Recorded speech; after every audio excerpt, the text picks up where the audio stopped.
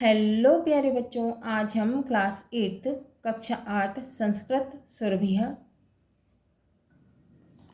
चतुर्थः पाठः पाठ 4 नीति श्लोकाः नीति श्लोक को पढ़ेंगे और समझेंगे।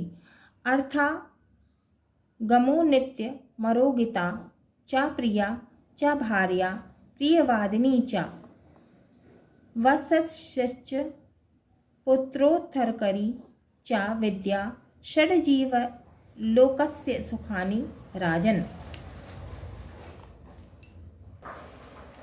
धन प्राप्त हो रहा हो, शरीर निरोगी हो रहा हो, पत्नी प्रिय व मधुर बोलने वाली हो, पुत्र वश में हो और धन देने वाली विद्या हो, तो हे राजन, ये संसार के 6 सुख हैं। अर्थ है पहले का, धन प्राप्त हो रहा हो, शरीर निरोग हो रहा हो, पत्नी प्रिय व मधुर बोलने वाली हो, पुत्र वश में हो और धन देने वाली विद्या हो, तो हे राजन, ये 6 इस संसार के सुख हैं।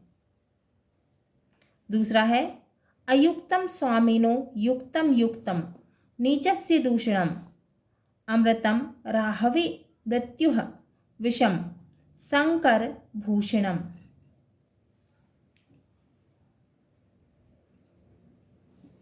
समर्थ व्यक्ति के पास गलत वस्तु भी सही हो जाती है ना, और निम्न व्यक्ति के पास सही वस्तु भी गलत हो जाती है। जैसे राहु के पास अमृत भी मृत्यु का कारण बन जाता है व विष शंकर जी के गले का आभूषण बन जाता है। तीसरा है अमृतम चैव मृत्युश्च द्वयम देहे प्रतिष्ठितम मृत्यु माधते मोहात् सत्येन पदेते नृतम। अर्थ है अमरता और मृत्यु दोनों ही तत्व हमारी देह माने शरीर में प्रतिष्ठित हैं। तो मृत्यु और अमरता है ना, मृत्यु और अमरता दोनों ही तत्व हमारे शरीर में स्थित हैं या प्रतिष्ठित हैं, स्थित हैं।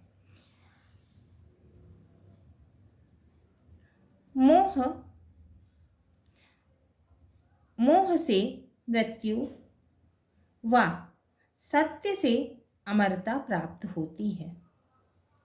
अमरता और मृत्यु दोनों ही तत्व हमारे शरीर में प्रतिष्ठित हैं। मोह से मृत्यु व सत्य से अमरता प्राप्त होती है।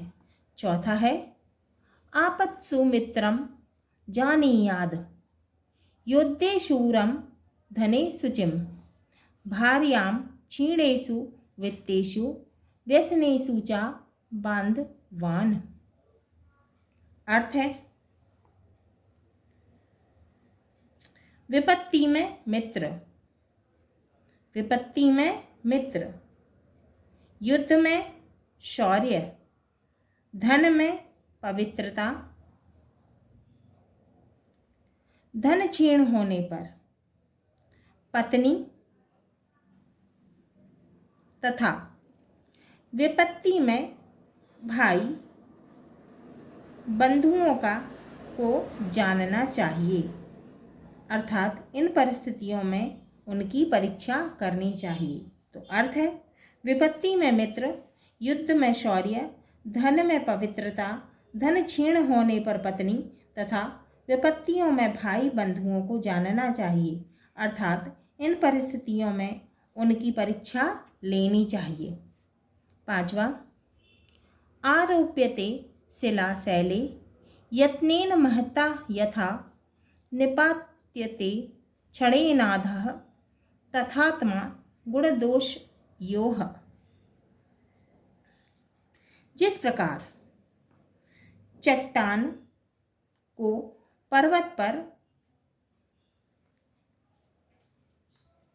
चढ़ाने से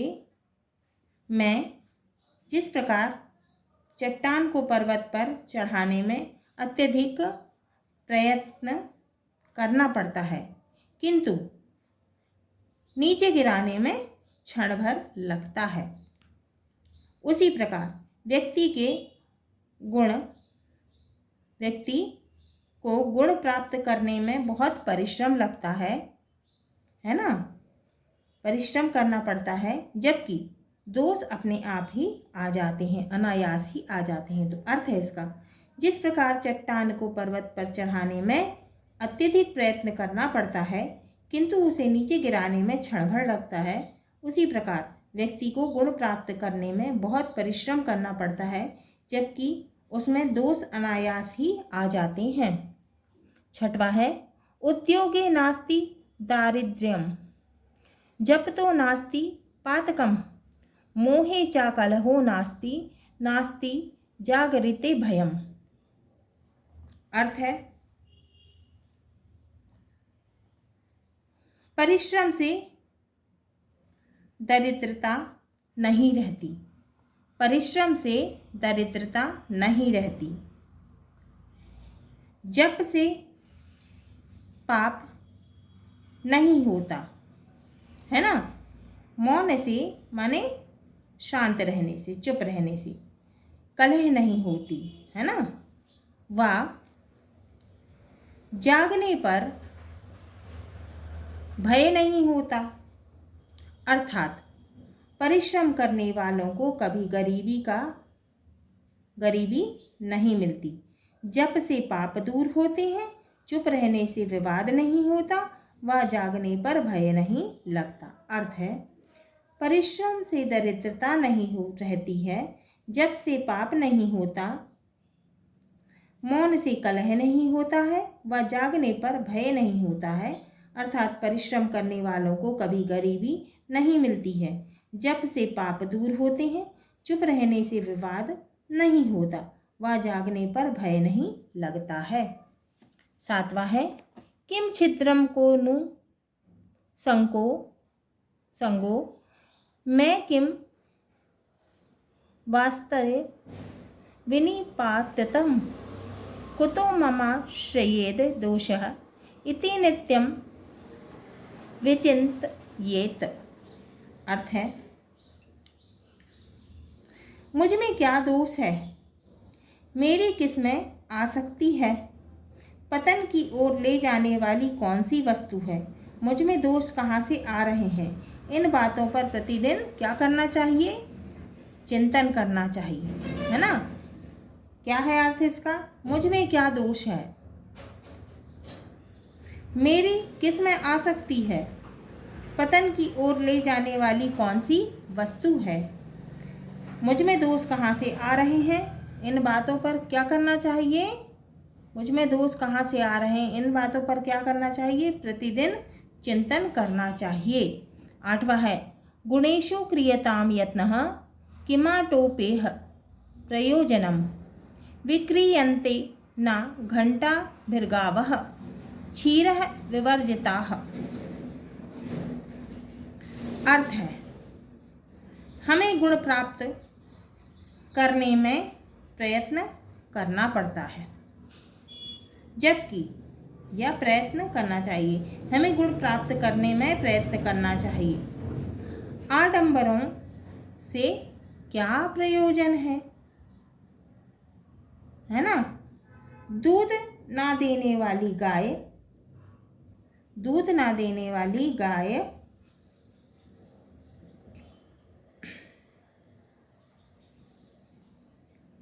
गले में गले में घंटी बजने से नहीं बिकती है ना, नहीं बिकती है। तो अर्थ है इसका, हमें गुण प्राप्त करने में प्रयत्न करना चाहिए। आडंबरों से क्या प्रयोजन, दूध न देने वाली गाय गले में घंटी बजने से नहीं बिकती है, नहीं बिकती है। 9वां है, निर्धनस्य विषम भोगो निस्त्वस्य विषम ऋणम अनभ्यासे विषम शास्त्रम अजीर्णे भोजनम विषम। अब इसका अर्थ है, निर्धन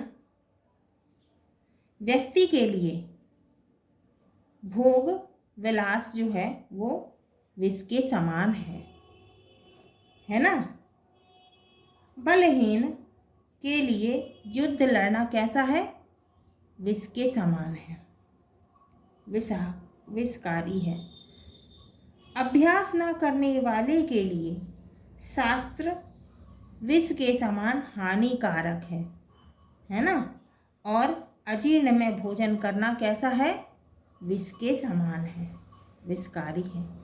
तो इसका अर्थ है, निर्धन व्यक्ति के लिए भोग विलास विष तुल्य है, बलहीन के लिए युद्ध लड़ना विषकारी है, अभ्यास न करने वाले के लिए शास्त्र विष के समान हानिकारक है, और अजीर्ण में भोजन करना विषकारी है। हाँ तो प्यारे बच्चों, ये हमारा चतुर्थः पाठः पाठ 4 नीति श्लोकाः पूर्ण हुआ। अगले वीडियो में हम इसके प्रश्नों के उत्तर को हल करेंगे।